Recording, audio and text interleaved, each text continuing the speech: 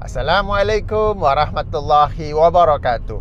Beberapa hari lepas saya membuat video yang berjudul Berdoa di Sisi Kubur Salahuddin Al-Ayyubi. Antara kandungan dalam video tersebut, saya menerangkan bahawa jika kita mengkaji hadis-hadis sahih di mana Rasulullah sallallahu alaihi wasallam menerangkan tentang doa yang mujarab, doa yang dimakbulkan, ia merujuk kepada masa dan peristiwa. Ia tidak merujuk kepada tempat. Antara hikmahnya apa? Hikmah yang pertama, supaya semua orang dapat memperolehi, dapat meraih peluang untuk berdoa pada saat ataupun peristiwa yang dimakbulkan ataupun yang lebih mujarab itu.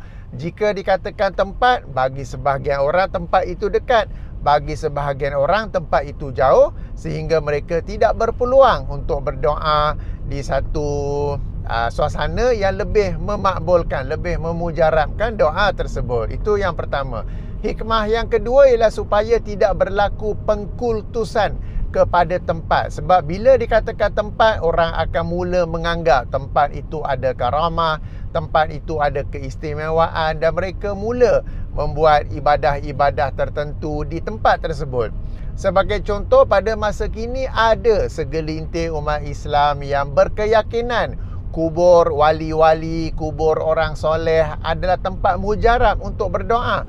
Lalu mereka berdoa di sana, di sisi kubur tersebut. Padahal tidak ada dalil daripada Al-Quran dan hadis yang menyatakan bahawa kubur adalah tempat yang mujarab untuk berdoa. Jadi sekali lagi, apabila kita merujuk kepada hadis-hadis Nabi SAW, maka yang dikatakan dapat memakbulkan doa ataupun lebih memakbulkan doa ialah ia merujuk kepada masa dan peristiwa, bukan pada tempat. Lalu saya mendapat soalan, takkanlah di Mekah, Madinah tu tak ada tempat yang mujarab doa? Habis tu orang kita duk pergi buat haji, duk pergi buat umrah, lalu dalam pakej-pakej tu ustaz yang membimbing ke, ustazah yang membimbing ke, duk cerita dekat sini berdoa, dekat sana berdoa. Kalau cerita-cerita macam tu, angkat tangan dan tanya kepada ustaz tersebut. Tanya kepada yang berkata di sini mujarab doa, di sana mujarab doa, di manakah dalilnya, dan minta sumber dan juga darjat kesahihannya, ya. Baik, merujuk kepada Mekah dan Madinah itu adalah tempat. Ingat dia, saya kata apakah yang disebut oleh Rasulullah sallallahu alaihi wasallam, ia merujuk kepada masa dan peristiwa. Antara peristiwa ialah melaksanakan haji atau umrah, ya.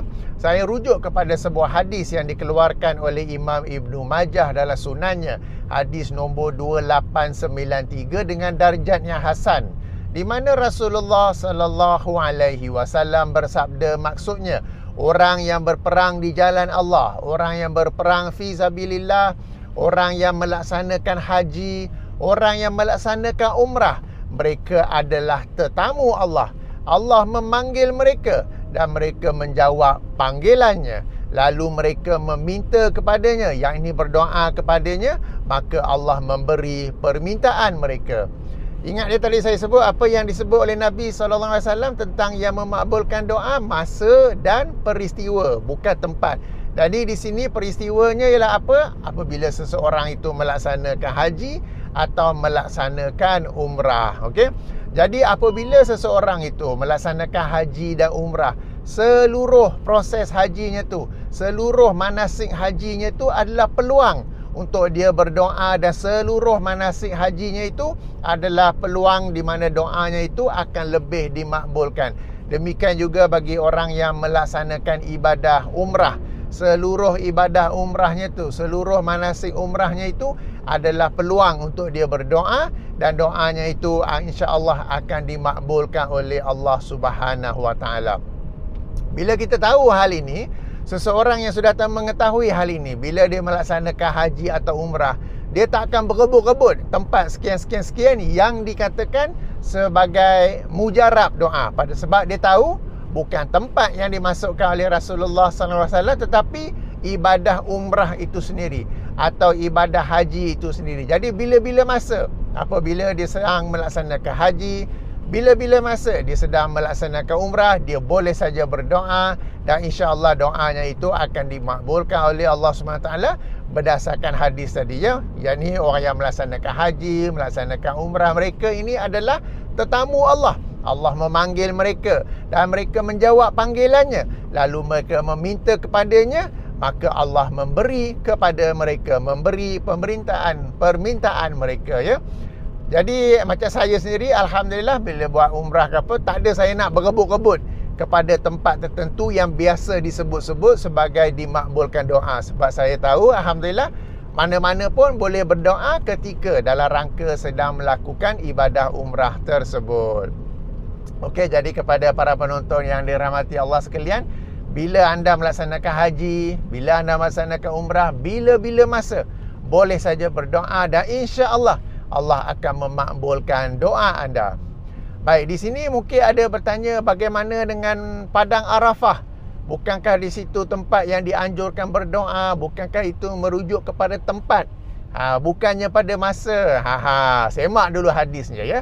Hadisnya dikeluarkan oleh Imam At-Tirmizi dalam sunannya, hadis nombor 3585, di mana Rasulullah sallallahu alaihi wasallam bersabda, sebaik-baik doa adalah doa pada hari Arafah, bukan di padang Arafah, tetapi fi yaumil Arafah.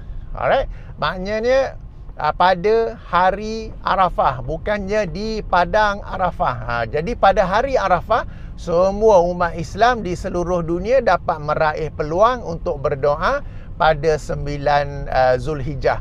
Dan 9 Zulhijjah ni mengikut kalender masing-masing, mengikut persaksian anak bulan masing-masing. Tak semestinya kena ikut 9 Zulhijjah sebagaimana yang berlaku di Padang Arafah di Saudi. Sebab ingat, yang diambil kira ialah masa dan bukannya tempat. Okey, bukan, Rasulullah tidak menyebut Padang Arafah, tetapi Rasulullah menyebut hari Arafah. Demikian juga apabila Rasulullah sallallahu alaihi wasallam melaksanakan hajinya, baginda ada berdoa di Padang Arafah daripada lepas Zuhur sampai Maghrib, tak silap saya kan. Baik, ada orang pula yang pergi convert masa tu kepada waktu lokal di tempat masing-masing. Tak perlu. Sebab Rasulullah bersabda apa tadi? Sebaik-baik doa adalah pada hari Arafah, yakni pada hari di tempat masing-masing. Tak perlu pergi tukar ikut waktu atau tarikh di Padang Arafah. Yang ini penting ya. Baik, satu lagi poin penting. Kalau kita mengkaji hadis-hadis Rasulullah sallallahu alaihi wasallam tentang haji dan umrah dan tempat-tempat baginda berdoa, ya, ada tempat-tempat tertentu yang baginda berdoa. Akan tetapi walau bagaimanapun, namun begitu, baginda tidak menekankan, he did not emphasize bahawa tempat itulah tempat yang mujarab untuk berdoa. Okey, maknanya baginda berdoa sebab sedang melaksanakan haji, sebab sedang melaksanakan umrah, dan bukannya kerana tempat itu sendiri ya. It just so happen that he is at that particular place, so he make the doa. He did not say that this is the place that you all must make the doa. Jadi bezakan di situ ya.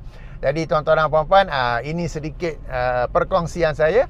Moga-moga bagi yang melaksanakan haji dan umrah di mana-mana anda berada, anda boleh saja berdoa, kerana doa anda sebagai tetamu Allah yang sedang melaksanakan haji dan umrah adalah didengari dan dimakbulkan oleh Allah Subhanahu Wa Taala.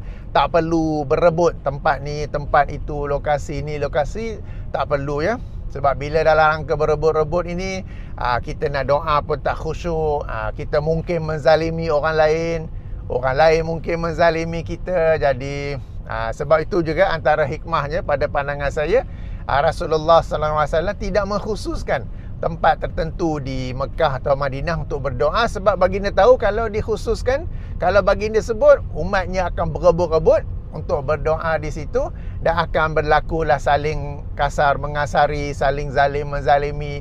Ada yang duduk situ berjam-jam tak nak bangun kan, ada yang mari tolak, mari siku, apa macam-macam lah yang akan berlaku ya. Jadi sebagai tetamu Allah, sebagaimana hadis tadi yang pertama saya baca, riwayat Ibnu Majah, apabila saja anda melaksanakan haji dan umrah, bila-bila masa anda boleh berdoa. Baik, Demikian perkongsian saya. Subhanakallahumma wa bihamdika asyhadu an la ilaha illa anta astaghfiruka wa atubu ilaika. Assalamualaikum warahmatullahi wabarakatuh.